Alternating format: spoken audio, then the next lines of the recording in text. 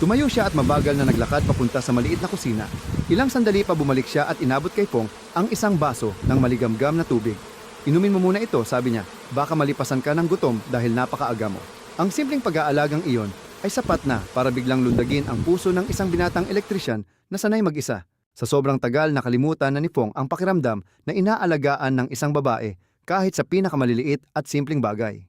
Hinila ni Tram ang kanyang upuan at mas lumapit pa kay Fong kaya halos magdikit na ang dalawang anino nilang nakapatong sa madilaw na dingding ng bahay.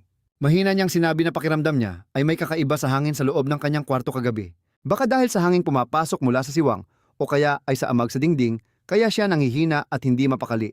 Nakiusap siya kay Fong na silipin at ayusin ang loob ng kwarto. Agad na tumango si Fong at sumunod kay Tram papasok. Napakalinis at maayos ang kwarto ng babae at may bumabalot na napakabango at banayad na amoy sa paligid. Lumapit si Fong sa kahoy na bintana at maingat na ininspeksyon ang bawat kandado at siwang. Nakita niyang naiipit na pala ang bintana kaya madaling nakakapasok ang malamig na hangin tuwing gabi. Habang abala si Fong sa paghihigpit ng mga maluluwag na tornilyo, nakatayo lang si Tram sa tabi niya. Hindi mapakali ang mga kamay habang hinihimas ang gilid ng tukador. Binalot ng katahimikan ang dalawang taong puno ng iniisip. Tila ba may bumubuong hindi nakikitang tulay para paglapitin ang dalawang pusong uhaw sa atensyon at may makakaintindi sa kanila. Maingat na inikot ni Fong ang distilyador para higpitan ang mga kinakalawang na tornilyo sa kahoy na bintana. Ang kanyang mga magaspang na kamay na sanay sa mabibigat na gamit ay biglang nanginig at nawala ng balanse. Marahil ay dahil napakatahimik talaga ng buong paligid sa loob ng kwartong iyon. O baka naman dahil ramdam na ramdam ni Fong ang presensya ng babaeng nakatayo at nanonood sa likuran niya. Mababakas ang matinding kaba sa bawat paghinga ng lalaking ito na lampas 40 anyos na. Ilang saglit pa tahimik na lumabas ng kwarto si Tram. Pagbalik niya, meron na siyang bitbit na mainit at malambot na tuwalya. Lumapit siya at dahan-dahang ipinatong ang tuwalya sa balikat ni Fong. Pagkatapos ay nagsalita siya nang may lambing na parang simoy ng hangin. Anong klaseng trabahador ka? Bakit basang-basa ka ng pawis? Nag-aayos ka lang naman ng sirang bintana, pero daig mo pa ang buong araw na nagbuhat ng mabibigat na kargamento sa pantalan. Ang init mula sa tuwalya na amoy halamang gamot, pati na ang mainit na kamay ni Tram ay nagpagulat ng bahagya kay Fong. Natigilan siya at natulala sa loob ng ilang maikling segundo. Ilang taon na rin ang lumipas mula nang piliin ni Fong na maging binata palaging mag-isa sa pag-uwi sa tahimik nilang komunidad. Wala pang ibang tao na nag-alaga sa kanya sa ganitong kasimple at kaliit na bagay. Madalas ay sadyang napakabagal talaga ng mga lalaki pagdating sa pagtanggap ng ganitong uri ng atensyon. Nanatili na lamang tahimik si Fong para damhin ang kakaibang init na yon sa kanyang katawan. Nanatiling nakatayo si Tram sa harapan niya. Bumaba ang tingin nito na may halong lungkot sa mga mata. Nagsalita siya at ang boses niya ay halos parang isang buntong hininga. Fong, napansin mo ba na nag-iba ako nitong mga nakaraang araw? Nagtatakang tanong ni Fong. Nag-iba? Paanong nag-iba po? Dahan-dahang umiwas ng tingin si Tram sa lalaki at mahinang sinabi, mula nang lumipat ako rito, matapos ang napakaraming problema sa buhay ko, inakala ko na tuluyan nang naging bato itong puso ko. Kaso nitong mga nakaraang araw, pakiramdam ko ay may mali. Mas madali akong maiyak at mas nakakaramdam ako ng awa sa sarili, pati na rin sa ibang tao. Pagtatapat ni Tram, umalingaw-ngaw ang mga salitang iyon sa isipan ni Fong. Naiwan siyang nakatayo doon habang bumibilis ang tibok ng kanyang puso.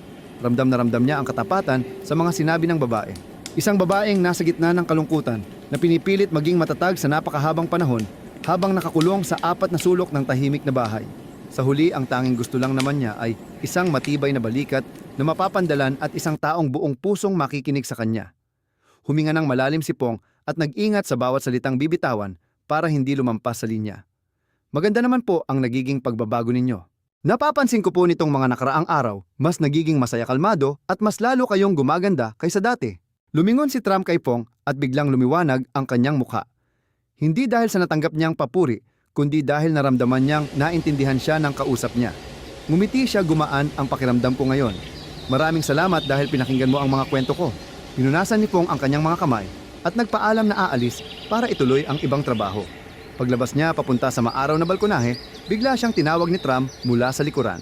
Hindi kalakasan ang boses niya pero sapat na para pigilan ang nag-aayos ng kuryente. Fong, dumaan ka ulit dito ng maaga-aga mamayang hapon ha. May gusto lang akong sabihin sa iyo na napaka-importante. Wala na kasi akong ibang mapagsabihan nito bukod sa iyo. Tumango si Fong bilang tugon. Habang nagbibisikleta siya pauwi ng bahay, patuloy na bumabagabag sa isip niya ang huling sinabi ni Tram.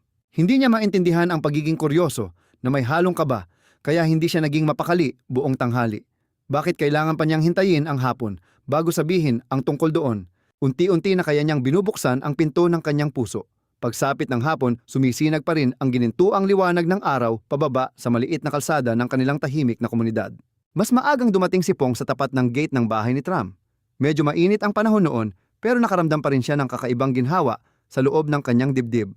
Nakaawang ng kaunti ang kahoy na pinto ni Tram, tila naghihintay ng mga pamilyar na yabag. Tumayo si Pong sa tapat ng balkonahe at sumigaw, "Ate Tram, nandito na po ako."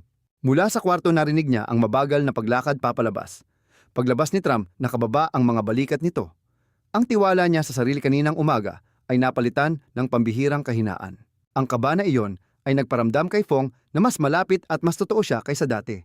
Magiliw siyang nagtanong kung ano na ang nararamdaman nito ngayon.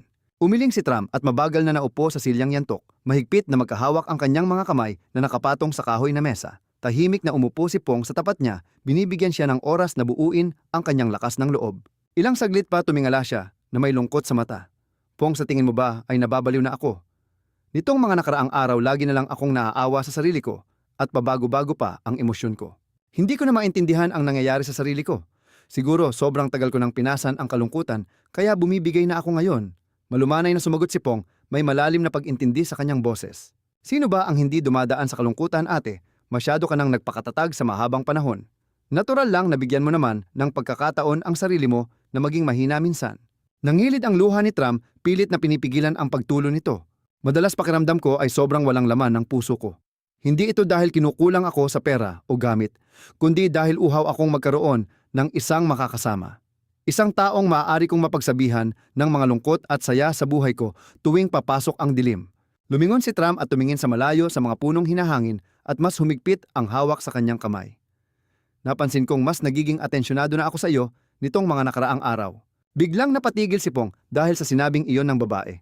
Mabilis na nagtuloy sa pagsasalita si Tram dahil baka iba ang isipin ng lalaki. "Wala naman akong ibang masamang ibig sabihin. Kaso tuwing bumibisita ka rito sa bahay, biglang gumagaan at sumasaya ang buong paligid. Nawawala ang kalungkutan ko at hindi na ako natatakot tuwing sasapit ang mahaba at nakakabagot na hapon." Napakatotoo at napakasimple ng bawat salita ni Tram. Punong-puno ito ng pag-aalinlangan ng isang babaeng muling nahulog ang loob matapos ang napakaraming taon ng pagsasara ng kanyang puso at siya ay bumuntong hininga. "Hindi ko ginustong mapunta sa ganitong sitwasyon, pero ang pakiramdam sa edad kong ito ay parang apoy na malapit ng mamatay. Tapos nadikitan ng tuyong kahoy kaya unti-unting nagliliyab at gusto ulit magningning ng husto. Naiintindihan mo ba ako?" Tumango si Pong, isang mabagal pero siguradong pagtango. Ramdam at naiintindihan niya ang lahat ng pinagdadaanan ng babae. Ang pagkakasundo ng dalawang pusong parehong may sugat ang unti-unting naglalapit sa kanilang dalawa. Nagsalita siya malinaw at puno ng init. "Wala akong nakikitang mali sa nangyayaring ito. Babae ka at may buong karapatan kang hanapin ang sarili mong kaligayahan at kapayapaan." Tumingin si Tram kay Fong na wala ang hiya sa kanyang mga mata at bumulong. "Natatakot lang ako na baka maging abala ako sa tahimik at malaya mong pamumuhay ngayon." Agad na umiling si Pong. "Kahit kailan ay hindi naging abala ang tingin ko sa iyo." Ang tahimik na paligid ay sumabay sa malalim na unawaan nilang dalawa. Ngumiti si Tram habang may nangingilid na luha. "Ang mga babae sa edad ko ay napakasensitibo, Fong. Madaling madala ng emosyon, madaling hindi makatulog sa kakaisip dahil lang may isang taong nagbigay ng kaunting totoong pag-aaruga at atensyon. Ang tapat na pag-amin na yon ay parang mainit na hangin. Pinabaga nito ang gustong mag-alaga na matagal nang natutulog sa puso ng malungkot na lalaking elektrisyan." Tahimik na tumitig si Pong kay Tram habang isang kakaibang emosyon ang biglang umapaw sa kanyang dibdib. Sinubukan niyang kalmahin ang kanyang boses at mahinang nagtanong, "Sino ba talaga ang lalaking laman ng isip mo araw at gabi?" Hindi agad nakasagot si Tram. Bahagyang yumuko ang 40 anyos na babae. Wala sa sariling gumuhit ng maliliit na bilog ang kanyang daliri sa ibabaw ng lumang itim na lamesang gawa sa kahoy. Ang kilos na yon ay parang pilit niyang tinitipon ang natitirang lakas ng loob o baka gusto lang talaga niyang itago ang totoo na handa nang kumawala sa kanyang mga labi. Matapos ang mahabang sandali nang humina na ang kaluskos ng mga dahon sa labas, dahan-dahan niyang iniangat ang kanyang ulo. Direkta at malinaw ang tingin ni Tram na tila tumatagos sa mga mata ng lalaking nasa harap niya. Nagsalita siya, medyo nanginginig ang boses pero malinaw at saktong lumabas ang bawat salita. "Ang taong iyon ay nakaupo mismo sa harap ko ngayon." Biglang binalot ng matinding katahimikan ang loob ng maliit na kwarto. Pero ang tahimik na sandaling iyon ay hindi nakakasakal at hindi rin nakakailang pakiramdaman. Parang isang manipis na hamog sa pagitan ng dalawang pusong nagkakasundo naghihintay lang ng isang buntong hininga para tuluyang maglaho. Mas naglapit tuloy ang kanilang mga loob. Marami nang napagdaanan si Pong sa buhay. Sapat na ito para intindihin niya ang pagiging sensitibo ng isang babaeng nagdadala ng maraming sugat mula sa sirang kasal. Hindi siya nagbiro at hindi rin siya nagmadali. Ang simpleng elektrisyan ay kalmado at buong pusong sumagot. Kung talagang seryoso at bukal sa loob mo ito, nandito lang ako palagi para sa iyo. Bahagyang nagulat si Tram nang marinig ang matapang na salitang iyon. Mabilis siyang lumingon sa kabilang direksyon para itago ang mahihiyang ngiti na sumilay sa kanyang labi. Isang ngangiting pambabae, napakatamis at puno ng ganda. Bumulong siya ng pasasalamat. Biglang gumaan ang hangin sa loob ng kwarto, parang may isang malaking bato na naalis mula sa kanilang mga dibdib. Tumayo si Tram dahan-dahang nagsalin ulit ng mainit na tsaa. Ang banayad na amoy ng herbal mula sa kanyang buhok ay sumabay sa ihip ng manipis na usok. Pagkaabot ng tsaa, hindi sinasadyang dumampi ang malambot na daliri ni Tram sa magaspang na kamay ni Fong. Isang napakabilis na segundo lang iyon, pero sapat na para matigilan at mapabilis ang tibok ng puso ng isang binata. Mabilis na binawi ni Tram ang kanyang kamay na mula ang mga pisngi sa kaba, pero hindi na umiwas ng tingin kay Fong. Mahinahon siyang nag-aya, iniimbitahan si Fong na maiwan at sumalo sa isang simpleng hapunan mamayang gabi. Sobrang tagal na kasi natahimik ang bahay na ito, laging walang kasabay kumain. Agad na tumango at pumayag si Fong. Habang naglalakad siya palabas para umuwi, nakasandal si Tram sa pinto at nagbilin. Ang boses niya ay mainit at kalmado.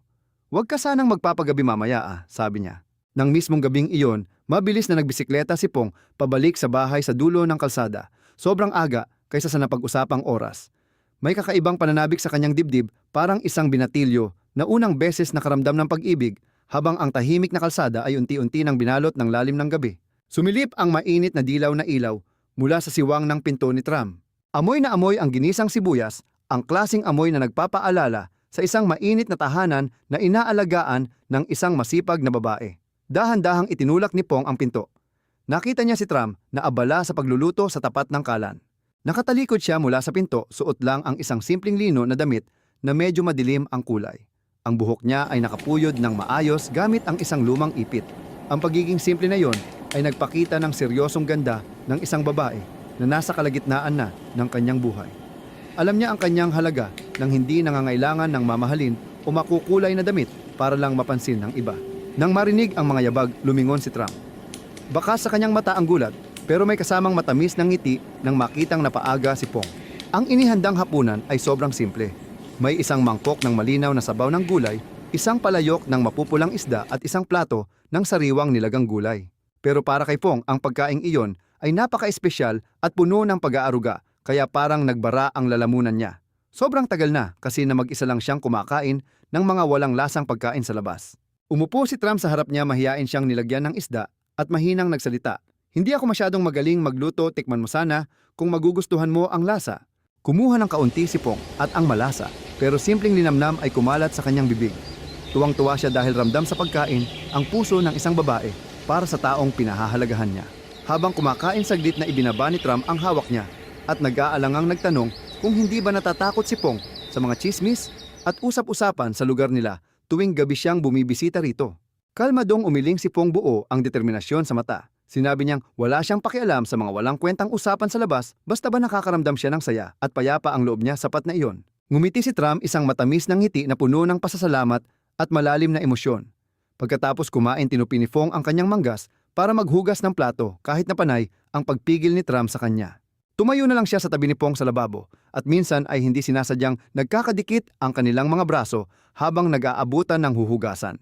Ang mga simpleng pagdikit na iyon ay parang maliliit na kuryente na gumagapang sa buong katawan niya. Pagkatapos maglinis, lumapit si Tram sa sulok ng kwarto at binuksan ang isa pang ilaw na kulay amber. Ang malambot na ilaw ay lalong nagpalitaw ng kanyang ganda, na tatakpan ang mga bakas ng pagtanda. Hinawi niya ang kaunting buhok sa kanyang noo at nagsalita ng may lalim at pag-aalala. "Kung tatanungin sana kita ng tapat, nakakatawa ba kung ang isang babaeng may edad na biglang nahulog ang loob sa isang lalaking mas bata sa kanya ng kaunti?" Saglit na natigilan si Pong. Alam na alam niyang ang tila inosenteng tanong na iyon ay isang patagong pag-usisa na puno ng kaba tungkol sa namamagitan sa kanila. Mahinahon siyang sumagot para pawiin ang mga pagdududa nito. Wala namang sinusukat na edad ang isang tapat na damdamin. Minsan sadyang nagkakalapit ang dalawang tao dahil sa isang napakalalim at kakaibang koneksyon sa kanilang mga puso. Humakbang siya palapit, mababa at malambing ang boses. "At gusto kong linawin ito ngayon para hindi ka na mag-alala pa. Ang atensyon ko sa'yo ay hindi lang basta pagiging magalang. Totoong pinapahalagahan kita. Pagkarinig nito, mabilis na nangilid ang mga luha sa malalalim niyang mata. Habang garalgal ang boses, umamin siyang sa piling lang ni Fong niya muling naramdaman ang matinding emosyon bilang isang babae. Binalot ang paligid ng isang dalisay at napakatapat na damdamin. Nakiusap si Tram kay Fong na magtagal pa ng kaunti dahil sobrang natatakot siyang maiwang mag-isa sa tahimik at madilim na bahay.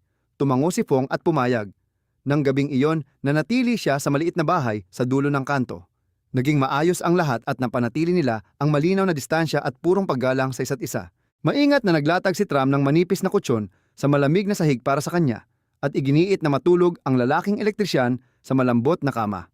Nagkwentuhan sila hanggang madaling araw. Mga usapang walang malinaw na simula o dulo pero pumuno sa malalaking puwang ng kalungkutan sa kanilang mga puso. Nang mag-uumaga na nagising si Fong dahil sa ingay ng mga kaldero sa kusina at sa amoy ng sariwang pitpit na luya, hinawi niya ang kurtina para salubungin ang araw.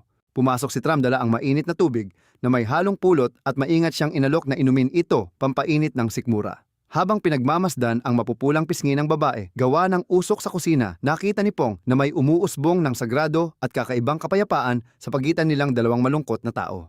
Itatapat na sana ni Pong ang baso sa kanyang labi nang biglang may sunod-sunod na kumatok at bumasag sa maaliwalas na katahimikan ng umaga. Ang malakas na tunog sa kahoy na pinto ay sapat na para gulatin sina Fong at Tram. Napakunot noo si Tram at mababakas ang matinding kaba sa kanyang mga mata dahil kilala ang lugar na ito sa mga usap-usapan. Napakabihira kasing may bigla na lang kakatok sa bahay ng ibang tao ng ganito kaaga. Mabilis na ibinaba ni Pong ang baso at nagkusang maglakad papunta sa pinto para buksan ito. Nasa labas si Manghai ang kapitbahay nila na nakatira ilang bahay lang ang layo. Mausisa talaga si Manghai at madalas biruin ang pagiging binata ni Pong pero kahit kailan ay hindi pa ito napapadpad sa bahay ni Tram. Pagkakita sa lalaking elektrisyan na nakatayo sa loob ng bahay ng isang babaeng walang asawa, literal na nanlaki ang mga mata ni Manghai. Nabulol siya at palipat-lipat ang mapanuring tingin. "Uy Fong, bakit nandito ka kaagad sa bahay niya nang ganito kaaga?" Hindi pa man nakakasagot si Pong para magpaliwanag, lumapit na si Tram mula sa likuran. Kalmado lang ang mukha niya at wala man lang bahid ng pag-aalala o kaba na parang may ginawang masama. Nagsalita si Tram ng mahinahon pero malinaw. "Sakto po nakapagluto ako ng lugaw, kaya pinag-almusal ko muna siya dito." "May kailangan po ba kayo?" Napaka-natural ng naging paliwanag ni Tram, walang halong kaba at hindi rin nagtatago ng sikreto. Ganyan pinoprotektahan ng isang matapang na babae ang sarili niyang dangal, pati na rin ang lalaking nakatayo mismo sa kanyang tabi. Tumango-tango na lang si Manghai na parang naniniwala pero bakas pa rin ang matinding pagdududa sa mga mata niya. Gumawa na lang siya ng palusot at nagmadaling tumalikod palabas ng eskinita tapos muli siyang lumingon ng pasikreto. Nang sumara na ang pintong kahoy, bumalik agad ang tahimik na paligid. Pero sa loob-loob ni Pong unti-unting bumangon ang matinding kaba at pag-aalala sa mangyayari. Kabisado niya kung gaano kabilis kumalat ang tsismis sa lugar nila. Baka nga mamayang hapon ay iba-iba na ang kwentong kumakalat tungkol sa kanila. Tiningnan lang ni Pong si Tram na tahimik habang mahigpit na magkahawak ang dalawang kamay. Malungkot siyang nagtanong, "Hindi ba kayo natatakot na gawan tayo ng isyu ng mga tao dito?" Tumingala si Tram, walang bakas ng kaba sa mga mata niya, kundi isang malalim at malayo na kalungkutan. "Ilang taon na akong namumuhay, mag-isa sanay na ako sa mga tsismis nila. Ang inaalala ko lang ay baka masira ang pangalan mo na baka mandiri ka at tuluyan na akong layuan." Tago sa puso ni Pong ang mga narinig niyang sinabi nito. Humakbang siya palapit at nagsalita ng may malambing pero napakatatag na boses. "Hindi po ako naiinis. Wala kayong ginawang masama. At malinis din ang konsensya ko. Hayaan nyo na lang silang magsalita basta alam nating payapa tayo. Wala akong pakialam sa kanila." Tinitigan ni Tram ng matagal ang mga mata ni Pong para sukatin ang sinseridad sa kanyang mga sinasabi. Bahagyang nanginig ang kanyang mga labi at puno ng pasasalamat ang kanyang nanginginig na boses. "Bilib ako sa iyo Pong, bilib ako dahil hindi ka natakot na pumanig sa akin. Para sa isang babaeng nasaktan na dati, wala nang mas mahalaga pa kaysa sa isang taong handang magprotekta sa kanya nang walang pakialam sa sasabihin ng iba." Nagpatuloy ang almusal nila kasama ng isang mainit na mangkok ng lugaw kung saan ang makapal na usok nito ang tumakip sa naiyak at namumulang mga mata ni Tram. Habang inilalabas na ni Pong ang bisikleta niya, papasok sa trabaho, tinawag siya ni Tram. Pinakiusapan siya nitong dumaan ng mas maaga mamayang hapon dahil meron daw itong isang malalim na sikreto na gusto niyang ipagtapat sa kanya. Kinahapunan na puno ng maiitim na ulap ang kalangitan at sobrang lamig ng ihip ng hangin. Punong-puno ng kaba si Pong habang nagbibisikleta papunta sa bahay ni Tram ng mas maaga. Pagdating niya hindi nakakandado ang pinto at nakaawang lang ito. Pagpasok niya sa sala nakita agad ni Pong si Tram na nakatulala sa isang silyang gawa sa ratan. Nakayuko ang kanyang mga balikat at nanginginig ang mga kamay. May hawak siyang isang luma at naninilaw na litrato.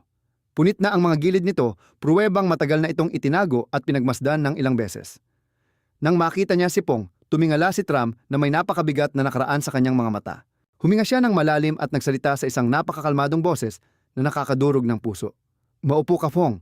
Ilang taon ko na itong tinatago pero ngayon gusto ko nang ikwento ang lahat sa iyo. Tahimik na hinila ni Pong ang upuan at naupo sa harapan niya.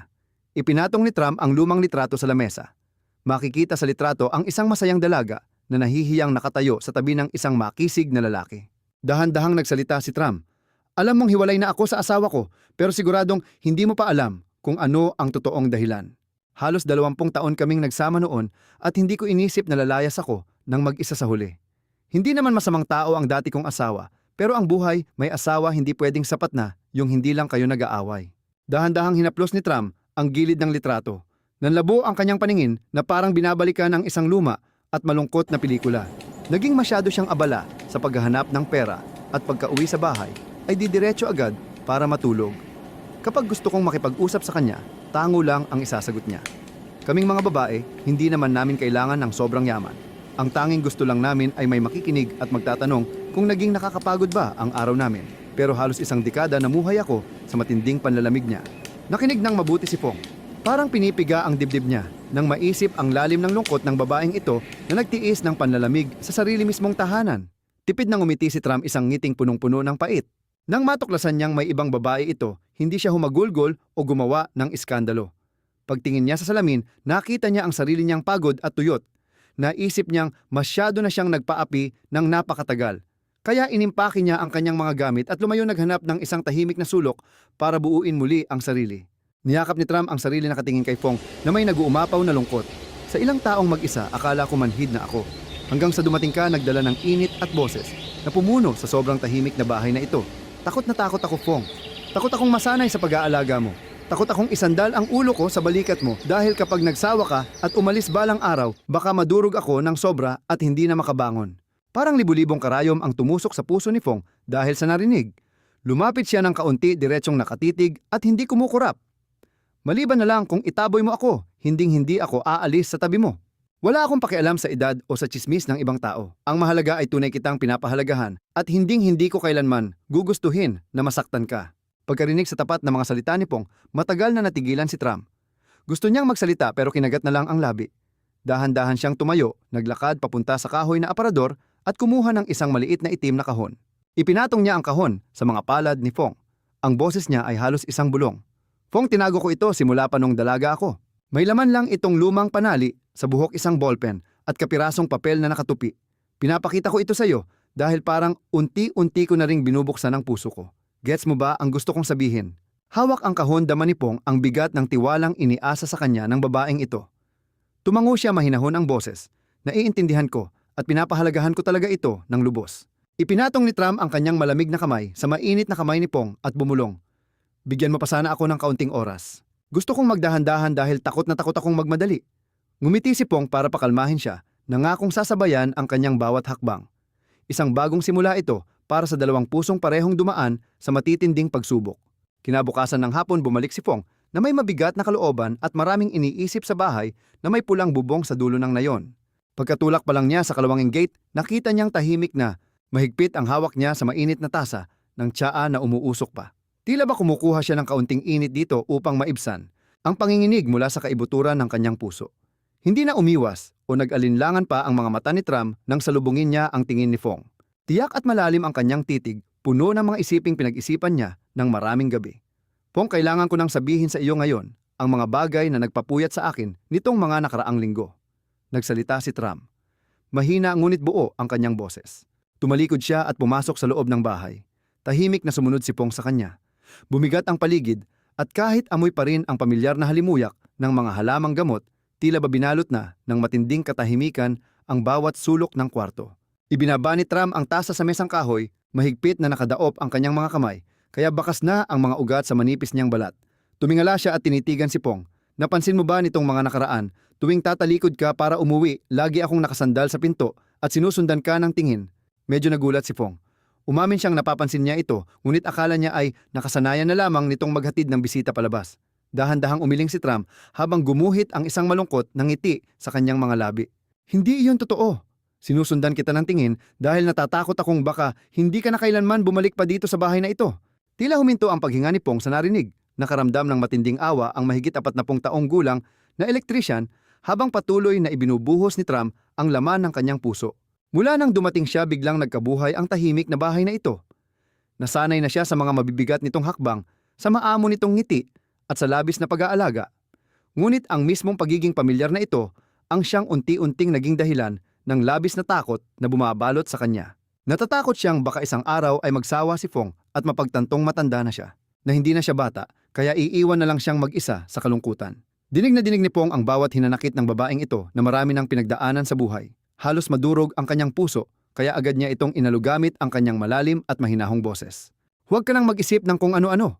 Totoo ang pagtingin ko sa iyo at hindi ito dahil lang sa awa. Napakabuti maunawain at busilak ng iyong puso. Kapag kasama kita, nakakaramdam ako ng matinding kapayapaan.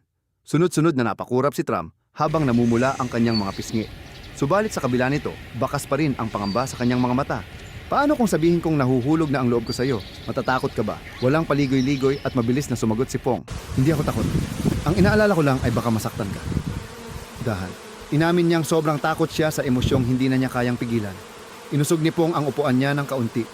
Halos isang dangkal na lang ang layo nilang dalawa ngayon. Nagsalita ang binata sa isang kalmado at buong boses. Tama lang na matakot ka. Pero kung tatanungin mo ako kung gusto kong mahalin mo ako, oo, ang isasagot ko.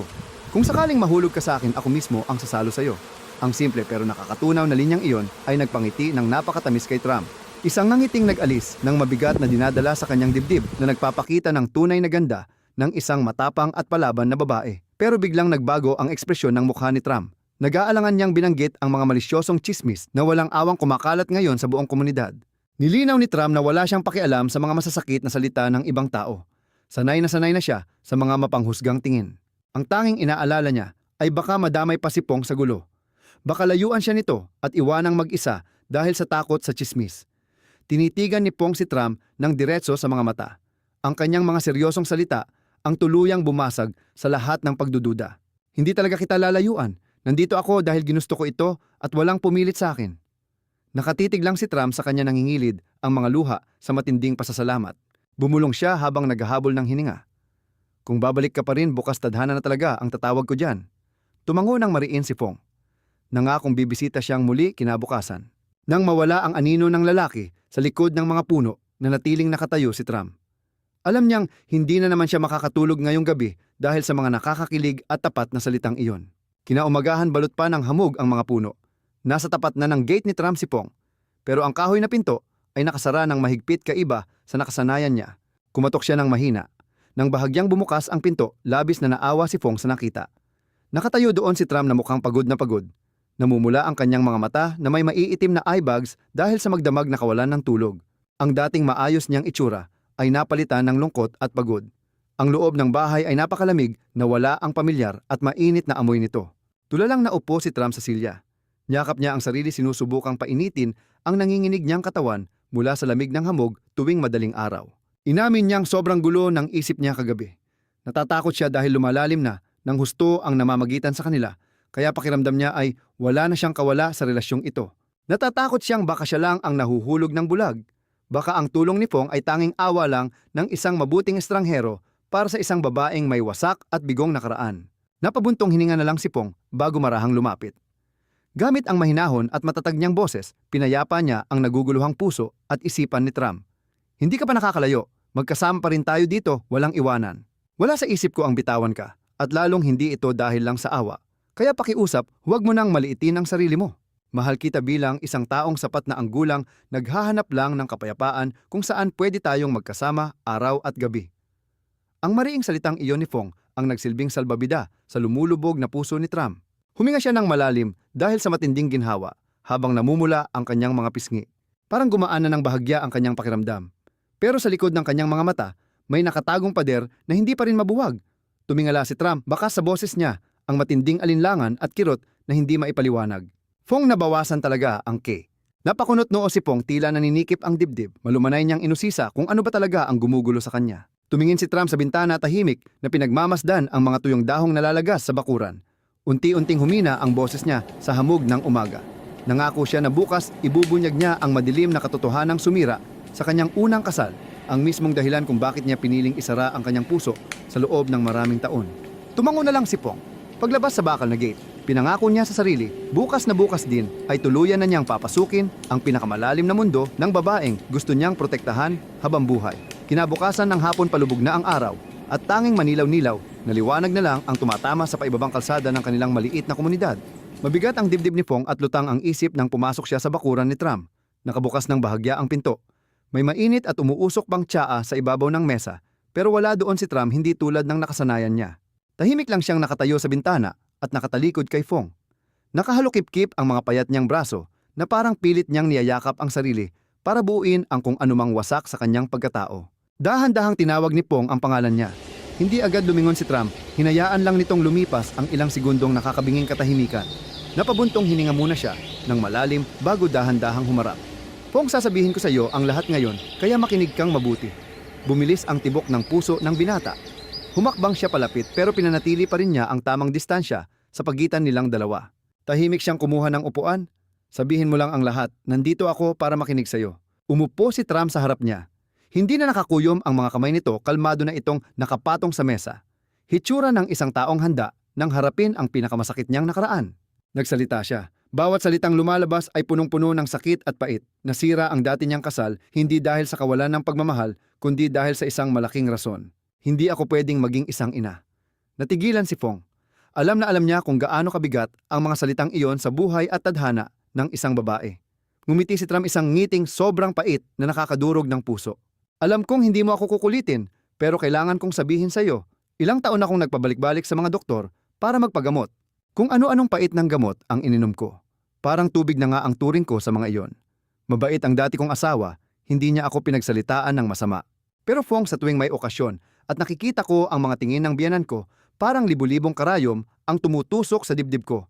Namuo ang mga luha sa mata ng 40, 16 anyos na babae. Umiiyak siyang nagkwento tungkol sa isang gabi kung saan lasing ang asawa niya at may sinabi itong salita na tuluyang sumira sa kanya. Sana mabigyan mo ako, kahit isang anak lang. Siguro napakasaya sana natin ngayon. Ang mga salitang iyon ang tuluyang pumatay sa natitirang pag-asa ni Tram. Wala siyang sinisi. Kusa siyang pumirma sa divorce paper para palayain ang lalaking iyon. Ginawa niya ito para mabigyan ang asawa ng pagkakataong makahanap ng totoong kaligayahan sa iba. Pinili niyang mamuhay ng mag-isa sa loob ng maraming taon. Laging takot si Tram na kaawaan lang siya ng ibang tao. Takot siyang husgahan bilang isang babaeng kulang. Pagkarinig nito, seryosong sumagot, si Pong, may malalim at buong boses na nagbibigay ng kapanatagan. Nakita mo na ba akong tumingin sa'yo nang may awa kahit minsan? Mahal kita kung sino ka man. Gusto ko ang kabaitan at sipag mo, hindi dahil sa mga bagay na meron o wala ka. Nagtubig ang mga mata ni Tram hanggang sa tuluyan na siyang humagulgol. Ang mga luhang pinigilan niya sa loob ng 5 taon ay tuluyan na ring bumagsak ngayon. Hindi siya hinawakan ni Pong. Nanatili lang ang binata doon at piniling maging matibay na sandalan ng isang babaeng nasasaktan ng sobra. Nang kumalma na ang kanyang pag-iyak, mabilis na pinunasan ni Tram ang mga luha niya, sabay pakiusap kay Pong na sana ay huwag siyang iiwan. Tumango ng madiin si Pong. Dahil ikaw iyan, hinding-hindi kita bibitawan. Kinabukasan ng gabi, maagang nagbisikleta ang binata papunta sa maliit na eskinita kaysa sa nakasanayan niya. Kakaiba ang sigla at init na bumalot sa bahay ni Tram ngayon. Pagpasok pa lang niya sa pinto, napatulala na agad siya sa angking ganda at hinhin ng babae. Nakasuot si Tram ng isang asul na silk dress, sobrang lambot ng tela na tila ba dumadaloy na parang tubig sa batis.